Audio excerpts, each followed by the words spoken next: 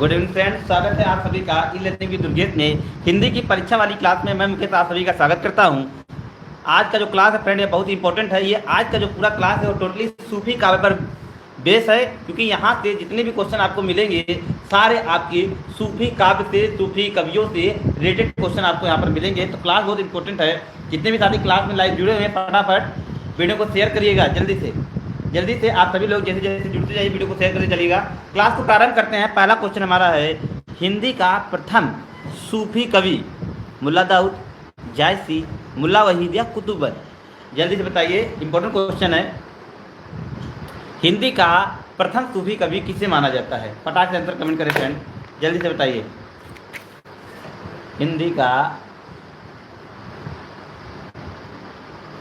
हिंदी का प्रथम सूफी कवि किसे माना जाता है? फटाक से आंसर कमेंट करें फ्रेंड, जल्दी से बताइए।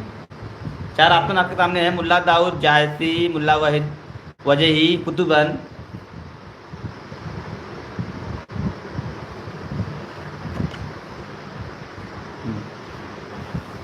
फटाफट बताइए।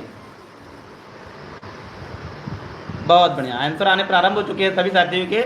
बहुत बढ़िया। एक क्वेश्चन आपके सामने और है, इसको बताइए कि देखिए इसका जो जवाब होगा ऑप्शन नंबर ए है, मुल्ला दाऊद। इसके सही जवाब हैं। हिंदी के प्रथम सूफी कवि माने जाते हैं मुल्ला दाऊद। और इनकी प्रसिद्ध रचना के बारे में आप लोग कमेंट करके बताइए। इस क्वेश्चन के बारे में हम लोग पहले पढ़ चुके हैं, मुल्ला दाऊद के बारे में जिक्र कर चुके हैं। तो मुल्ला दाऊद की प्रसिद्ध रचना के बारे में आप लोग बताइए। जल्दी से आंसर कमेंट करके बताइए, मुल्ला दाऊद की प्रसिद्ध रचना का नाम क्या है? फटाक से आंसर कमेंट करके बताइए, मुल्ला दाऊद की प्रथम रचना का नाम क्या है? आगे चलिए। सूफी प्रेमाख्यान रचनाओं में कौन सी भाषा है? सूफी प्रेमाख्यान रचनाओं की भाषा कौन सी है? अवधी है, ब्रज है, बुंदेली है, खड़ी बोली है? जी हाँ, पहले क्वेश्चन का जो आंसर है फ्रेंड वो ऑप्शन नंबर है मुल्ला दाऊद। मुल्ला दाऊद ऑप्शन नंबर है, इसका बिल्कुल सही जवाब है। और जिनकी रचना के बारे में आप लोग कमेंट करके बताइए। बहुत बढ़िया, आंसर आने से प्रारंभ हो चुके हैं। चंदायन, जी हाँ, वेरी गुड फ्रेंड, चंदायन इसका सही जवाब है। मुल्ला दाऊद की जो रचना है फ्रेंड वह चंदायन है। नाम याद रखिएगा, यहाँ से भी क्वेश्चन पूछा जाता है। बहुत बढ़िया। अगला क्वेश्चन है, सूफी प्रेमाख्यान रचनाओं की भाषा कौन सी? अवधी है, ब्रज है, खड़ी बोली है, बुंदेली है? जल्दी से कमेंट करके बताइए क्या होगा सही जवाब। कमेंट करके बताएं फ्रेंड, फटाफट आंसर कमेंट करके बताएं क्या है इस क्वेश्चन का सही जवाब। बहुत बढ़िया। देखिए जो सूफी प्रेमाख्यान की रचनाएं लिखी जाती थी वह पूर्ण टोटल क्या है, पूरी तरीके से अवधी भाषा में लिखी जाती थी, ठेठ अवधी, जिसमें हिंदी खड़ी बोली का मिला जुला रूप आपको देखने को मिलता है।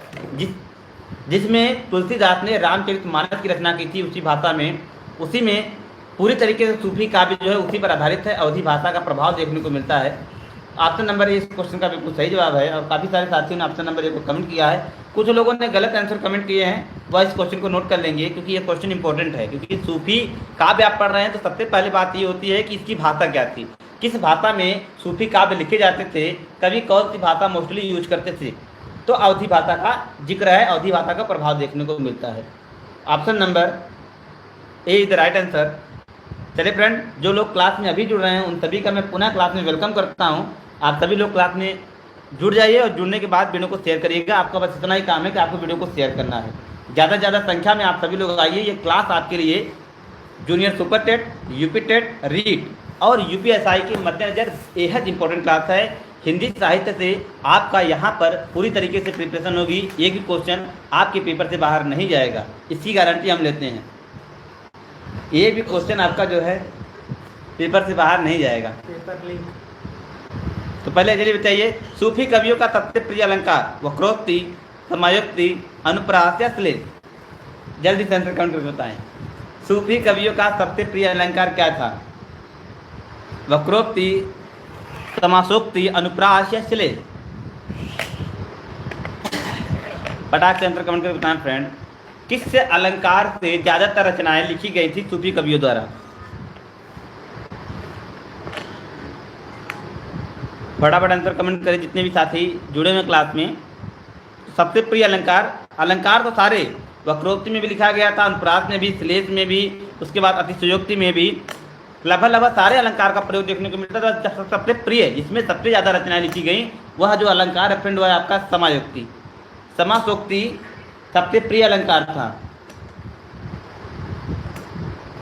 समासक्ति सबसे प्रिय अलंकार था, तो इसलिए ऑप्शन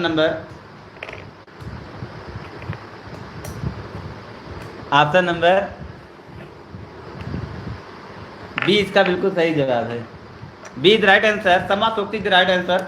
समासोक्ति जितने भी लोग कमेंट कर रहे हैं उन सभी के जवाब बिल्कुल सही हैं कि हाँ, B is the right answer. समासोक्ति इसका बिल्कुल सही जवाब है।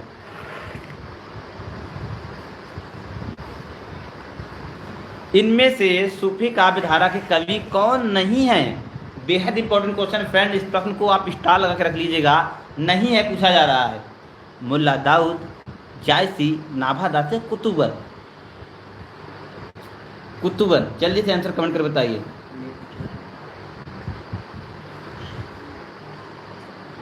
मुल्ला दाऊद नहीं है, जायसी नहीं है, नामदास नहीं है, कुतुबन नहीं है।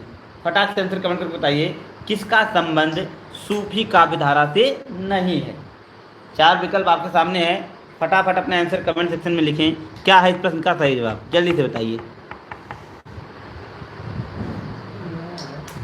देखिए, मुल्ला दाऊद, जायसी, कुतुबन, इन सभी का संबंध आपके सूफी काव्य धारा से है, जबकि नामदास का संबंध सूफी काव्य धारा से नहीं है। नामदास आपके एक सिख संत थे। नामदास एक सिख संत थे, इनका संबंध सूफी काव्य धारा से नहीं है। बाकी सभी मुल्ला दाऊद, जायसी या कुतुबन, इन सभी का संबंध आपके सूफी काव्य धारा से है। ऑप्शन नंबर 30 का बिल्कुल सही जवाब है। यहाँ से आप मुल्ला दाऊद, जायसी और कुतुबन का भी नाम याद रखिए, क्योंकि इनका संबंध सूफी काव्य धारा से है, जिसमें मुल्ला दाऊद प्रसिद्ध हैं और उनकी रचना भी प्रसिद्ध है, आपका चंदायन। जायसी की रचनाएं भी आप जानते हैं, और कुतुबन, ये सारे जो नाम हैं सूफी काव्य धारा के लिए बेहद इंपॉर्टेंट है। आगे चलिए फ्रेंड, प्रेम मार्गी कवि नहीं है। जी हाँ, कल हम लोगों ने विस्तृत चर्चा की थी ज्ञान मार्गी और प्रेम मार्गी पर, तो आज उसी से रिलेटेड क्वेश्चन है। प्रेम मार्गी के कवि नहीं है सूरदास, मलिक मोहम्मद जायसी, मुल्ला दाऊद, मंझन। जल्दी से बताइए कि प्रेम मार्गी कवि नहीं है। जी हाँ, हमने बताया था आपको कि निर्गुण जो शाखा था उसके 2 भाग थे, ज्ञान मार्गी और प्रेम मार्गी। तो ज्ञान मार्गी के अंतर्गत कबीरदास और प्रेम मार्गी के अंतर्गत आपको बताना है किसका संबंध प्रेम मार्गी में नहीं है। जल्दी से आंसर कमेंट करें फ्रेंड। प्रेम मार्गी काव्य धारा क्या सूरदास हैं, क्या मलिक मोहम्मद जायसी जी हैं, क्या मुल्ला दाऊद हैं, क्या मंझन जी हैं? जल्दी से बताइए। देखिए, बहुत बढ़िया, सभी साथी के आंसर आ रहे हैं। ऑप्शन नंबर ए ज़्यादातर लोग कमेंट कर रहे हैं और उन सभी के जवाब सही हैं। ऑप्शन नंबर ए वाले सभी साथी के सही है। देखिए, ये जो सूरदास हैं आपके, यह कृष्ण भक्ति शाखा के, मतलब यह सगुण ब्रह्म के उपासक नहीं है, कृष्ण भक्ति शाखा के कवि हैं, जो आपके सगुण ब्रह्म के उपासक है। मतलब ये कहते थे कि सगुण जो मतलब एक ईश्वर के रूप, आकार, रंग, रूप की जो आराधना करते थे, आपके सगुण थे, और जो ईश्वर को निराकार बताते थे वो निर्गुण थे। तो ऑप्शन नंबर ए इसका बिल्कुल सही जवाब है। मलिक मोहम्मद जायसी, मुल्ला दाऊद और मंझन, ये सारे जो कवि हैं आपके, उन सभी का संबंध जो है, उन सभी का संबंध आपके, जी हाँ, बहुत बढ़िया, उन सभी का संबंध आपके प्रेम मार्गी से है, जबकि सूरदास का संबंध आपके कृष्ण भक्ति शाखा से है। तो ऑप्शन नंबर ए इस क्वेश्चन का बिल्कुल सही जवाब हो जाएगा। ए द राइट आंसर।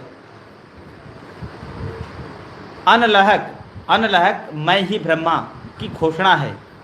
जायसी, मंसूर, अमीर खुसरो, कवि। अनलहक मैं ही ब्रह्मा हूँ की घोषणा कौन से कवि करते हैं? जल्दी से बताइए। अनलहक मैं ही ब्रह्मा हूँ, मतलब अनलहक एक आपका शब्द है, सूफी शब्द है, जिसका अर्थ होता है मैं ही ब्रह्मा हूँ की घोषणा कौन करते हैं? जायसी जी, खुसरो या कवि या मंसूर। 4 विकल्प आपके सामने हैं, फटाक से आंसर कमेंट कर दीजिए। क्या है क्वेश्चन का सही जवाब? जल्दी से बताइए इस क्वेश्चन का सही विकल्प क्या होगा? ऑप्शन नंबर, चलिए डिफरेंट ऑप्शन आ रहे हैं, तो सारे साथी लगभग कंफ्यूज हैं। तो जो इसका सही जवाब फ्रेंड होगा ऑप्शन नंबर बी, मंसूर इसका बिल्कुल सही जवाब है। मंसूर ने ही ये सूफी काव्य धारा के कवि थे और इन्होंने कहा था कि अनलहक मैं ही ब्रह्मा हो की घोषणा मंसूर जी करते हैं। तो ऑप्शन नंबर बी इसका बिल्कुल सही जवाब है। और काफ़ी सारे साथियों ने के आंसर जो है रॉन्ग है, तो आप लोग सही आंसर को जानते रहिएगा कि मंसूर ने ही मैं ही ब्रह्मा की घोषणा की थी। तो ऑप्शन नंबर 20 का बिल्कुल सही जवाब है। आचार्य रामचंद्र शुक्ल ने प्रेमाख्यान परंपरा में हिंदी में प्रवर्तक या प्रथम कवि किसे माना था? आचार्य रामचंद्र शुक्ल के अनुसार प्रेमाख्यान परंपरा में हिंदी का प्रथम कवि किसे माना गया था? कुतुबन को, ईश्वर दास को, मुल्ला दाऊद को या असाइद को? जल्दी देखिए, अकॉर्डिंग टू रामचंद्र शुक्ल पूछा जा रहा है प्रेमाख्यान जो काव्य धारा है उसके प्रवर्तक या प्रथम कवि किसे माने थे? दो क्वेश्चन आपके सामने यहाँ पर, या प्रवर्तक कह लीजिए या प्रथम कवि कह लीजिए, दोनों क्वेश्चन आपसे पूछा जा सकता है। प्रवर्तक भी पूछा जा सकता है और प्रथम कवि भी पूछा जा सकता है। तो ध्यान से आप लोग आंसर कमेंट करेंगे। दोनों क्वेश्चन का जवाब एक ही है, इसलिए फटाफट आंसर कमेंट करिएगा। जी हाँ, बहुत इंपॉर्टेंट ये प्रश्न है। अकॉर्डिंग टू रामचंद्र शुक्ल, चलिए आंसर आने प्रारंभ हो चुके हैं सभी साथियों के। बिल्कुल ऑप्शन नंबर ए वाले सभी साथियों के जवाब सही है। Kutuban is the right answer. Kutuban को आचार्य रामचंद्र शुक्ल ने प्रथम कवि माना था या प्रवर्तक की भी संज्ञा दी थी। अब आपके लिए क्वेश्चन है फ्रेंड कि कुतुबन की प्रसिद्ध रचना के बारे में बताइए। कुतुबन की प्रसिद्ध रचना के बारे में जल्दी से आंसर कमेंट कर बताइए। कुतुबन की प्रसिद्ध रचना, बहुत बढ़िया, Mrigavati is the right answer. Kutuban की जो प्रसिद्ध रचना फ्रेंड वह मृगावती। ऑप्शन नंबर ए इसका क्वेश्चन सही है। आगे चलिए, कुतुबन के गुरु कौन थे? बहुत सिंपल सा क्वेश्चन है। कुतुबन के गुरु के बारे में पूछा जा रहा है। कुतुबन के गुरु कौन थे? फटाफट आंसर कमेंट करिए। कुतुबन के गुरु कौन थे? कुतुबन के गुरु कौन थे? देखिए, दादू, शेख सलीम, शेख बुढ़न या शेख सुंदरदास?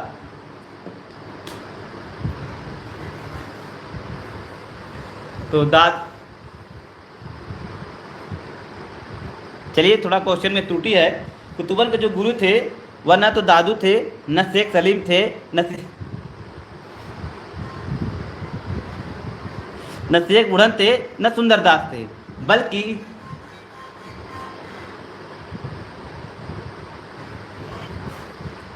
बल्कि जो इनके गुरु थे फ्रेंड वह थे आपके शेख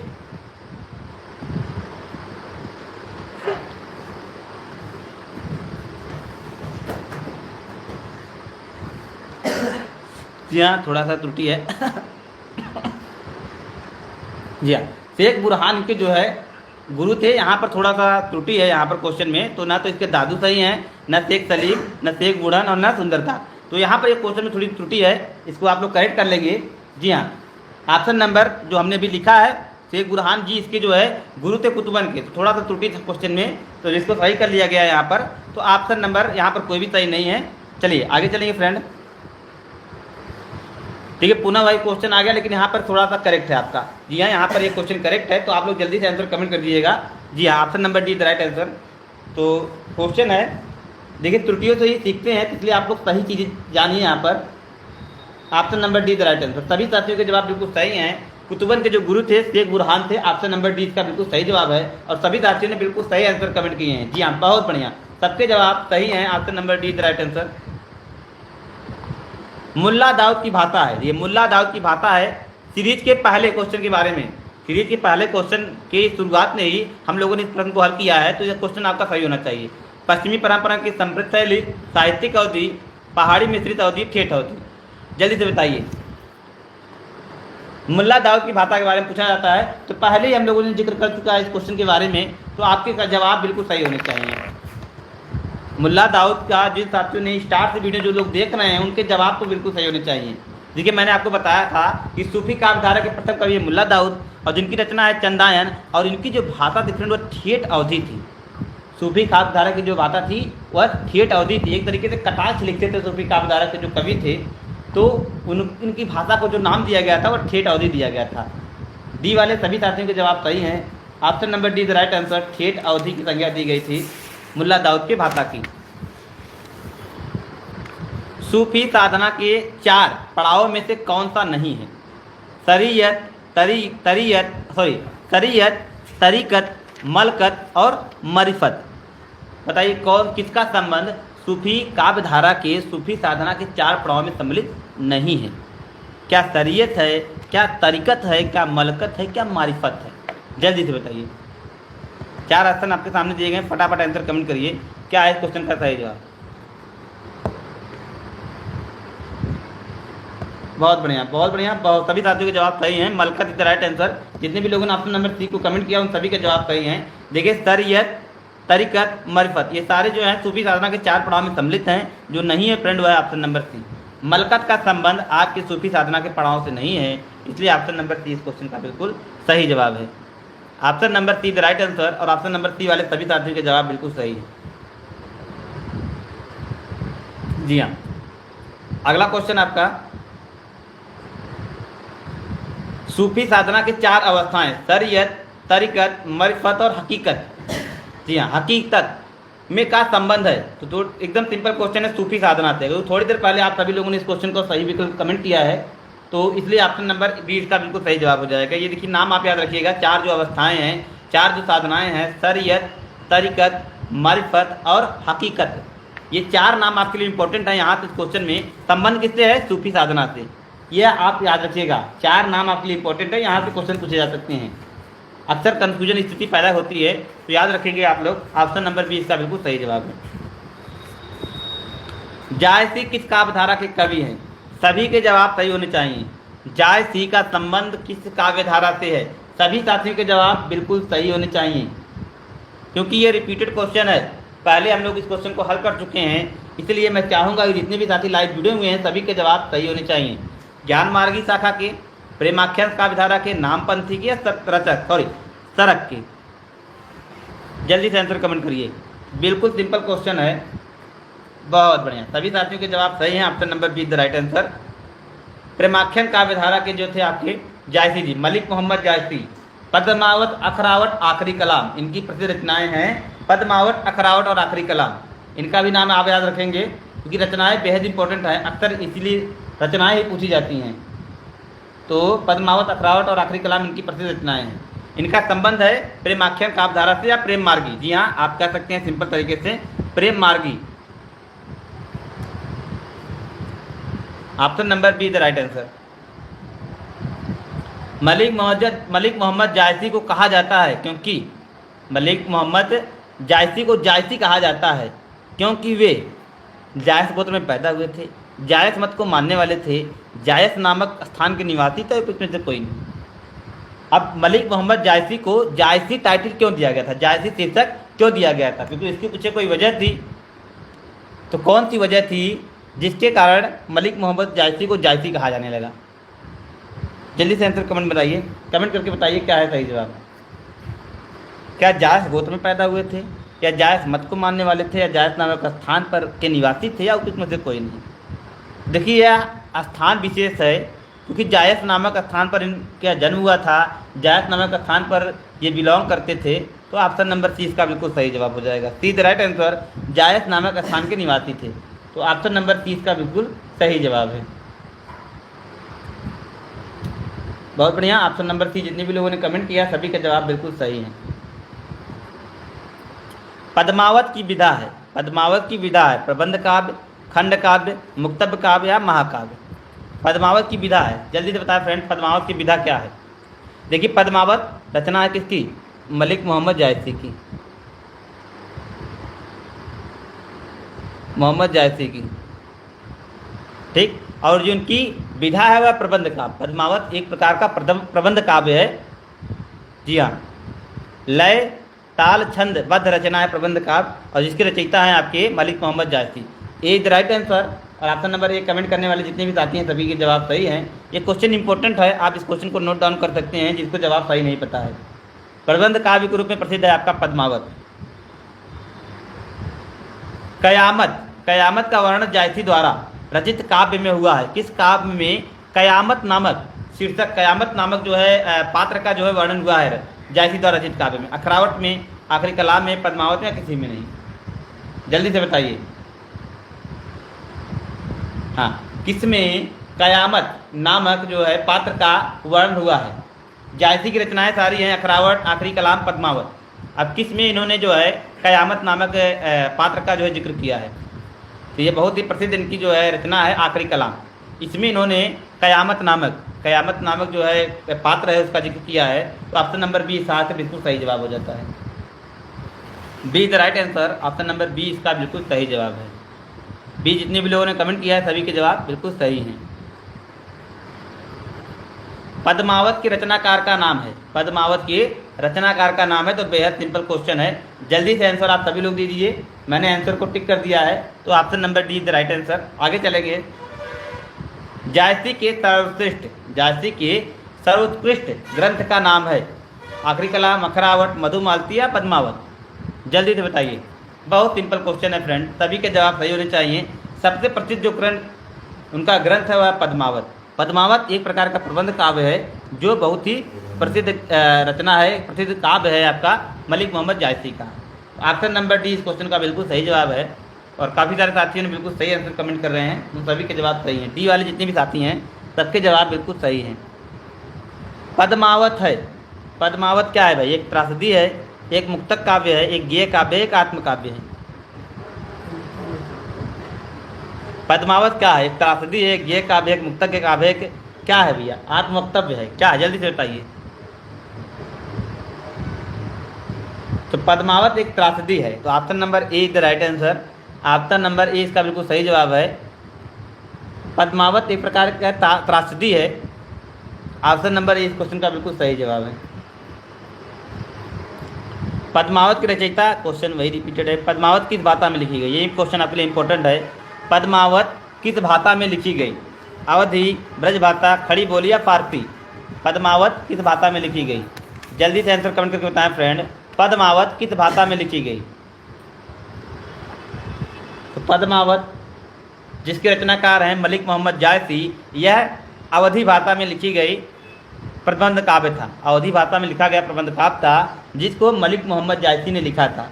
ऑप्शन नंबर ए इस क्वेश्चन का बिल्कुल सही जवाब है, और काफ़ी सारे साथियों ने ऑप्शन नंबर ए को कमेंट किया है, उन सभी के जवाब सही है।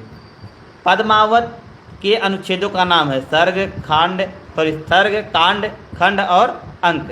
तो आप सभी लोग जानते हैं, जी हाँ, पद्मावत एक क्या है? प्रबंध काव्य है। जल्दी से आंसर कमेंट करें।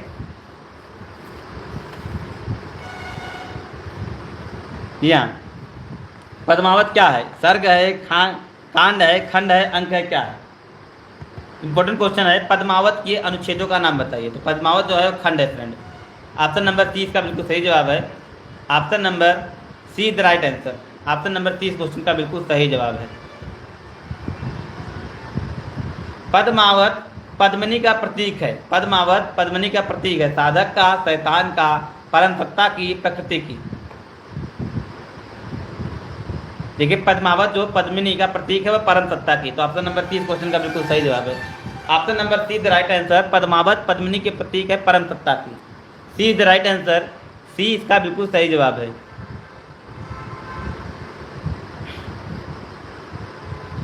राघव चेतन इनमें से किस सूफी काव्य का पात्र है? राघव चेतन इनमें से किस सूफी काव्य का पात्र है? मधुमालती, मृगावती, पद्मावत, चंदायन? जल्दी से बताइए। राघव चेतन का संबंध किस सूफी काव्य से? तो बार बार आप सभी लोग पद्मावत का ही नाम ले रहे हैं, तो पद्मावत भी इस क्वेश्चन का बिल्कुल सही जवाब है। पद्मावत इस क्वेश्चन का बिल्कुल सही जवाब है। राघव चेतन का संबंध जिस सूफी काव्य से वह है पद्मावत।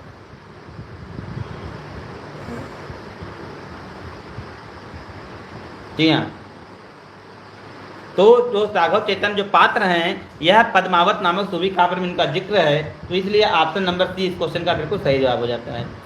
सी वाले सभी साथियों के जवाब सही हैं। करीब करीब जितने भी साथी जुड़े हैं सभी लोग ऑप्शन नंबर सी को कमेंट कर रहे हैं, सभी के जवाब बिल्कुल सही हैं। इनमें से कौन सी कृति जायसी के अच्छे कीर्ति के आधार पर रची गई है? पद्मावत, अखरावट, आखिरी कलाम, उपयुक्त सभी? इनमें से कौन सी कृति जायसी के अच्छे कृति के आधार पर रची गई है? देखिए, जायसी की जो प्रसिद्ध रचना है, जो प्रसिद्ध ग्रंथ है, जो प्रसिद्ध प्रबंध काव्य है, उसी पर आधारित है अच्छे कीर्ति। ऑप्शन नंबर ए इस क्वेश्चन का बिल्कुल सही जवाब हो जाएगा। जहाँ पर आप जायसी का जिक्र हो वहाँ पर आप पद्मावत को नहीं भूलेंगे, कहने का मतलब यह है। यहाँ पर आप मलिक मोहम्मद जायसी का नाम लेते हैं तो पद्मावत, अखरावट, आखिरी कलाम के साथ इनके नाम को पूर्ण करेंगे, आपके क्वेश्चन कभी गलत नहीं होंगे। Option number A is the right answer. Padmavat को अच्छे कीर्ति के आधार पर जो है विभाजित किया गया था, रचा गया था, तो ऑप्शन नंबर ए इस क्वेश्चन का बिल्कुल सही जवाब हो जाएगा। पद्मावत को समासोक्ति किसने कहा था? पद्मावत को समासोक्ति किसने कहा था? गणपति गुप्त, आचार्य रामचंद्र शुक्ल, माता प्रसाद गुप्त, राजकुमार वर्मा। जल्दी से बताइए। पद्मावत को रामसोक्ति किसने कहा? 4 ऑप्शन है। देखिए, जहाँ पर ज़्यादातर जो आलोचक थे उन्हीं लोगों ने अपने अपने वक्तव्य में जो है किसी न किसी को कुछ न कुछ कहा है। तो यहाँ पर जो प्रसिद्ध आलोचक दिख रहे हैं आपके, वही इसके बिल्कुल सही जवाब है। आचार्य रामचंद्र शुक्ल जो प्रसिद्ध आलोचक है, उन्होंने ही पद्मावत को समासोक्ति की संज्ञा दी थी। ऑप्शन नंबर, जी हाँ, ऑप्शन नंबर बी वाले सभी साथियों के जवाब बिल्कुल सही है। लास्ट क्वेश्चन है, छार उठाए लीन एक मुट्ठी, दीन उड़ाई प्रिमिथि, झूठी यह पंक्ति किस ग्रंथ से ली गई है? पद्मावत से, चंदायन से, आखिरी कलाम से, रामचरितमानस से।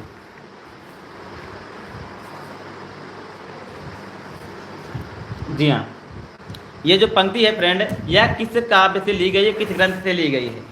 जल्दी से आंसर कमेंट करके बताएं। बहुत इंपॉर्टेंट क्वेश्चन है। अभी तक हम बार बार मलिक मोहम्मद जायसी की जिस रचना के बारे में जिक्र कर रहे हैं, उन्हीं से यह प्रसिद्ध पंक्तियां ली गई हैं। अब आप लोग आंसर कमेंट करके बताइए किस पंक्ति के बारे में लोग चर्चा कर रहे हैं। आप सभी साथियों के जवाब सही हो जाने चाहिए।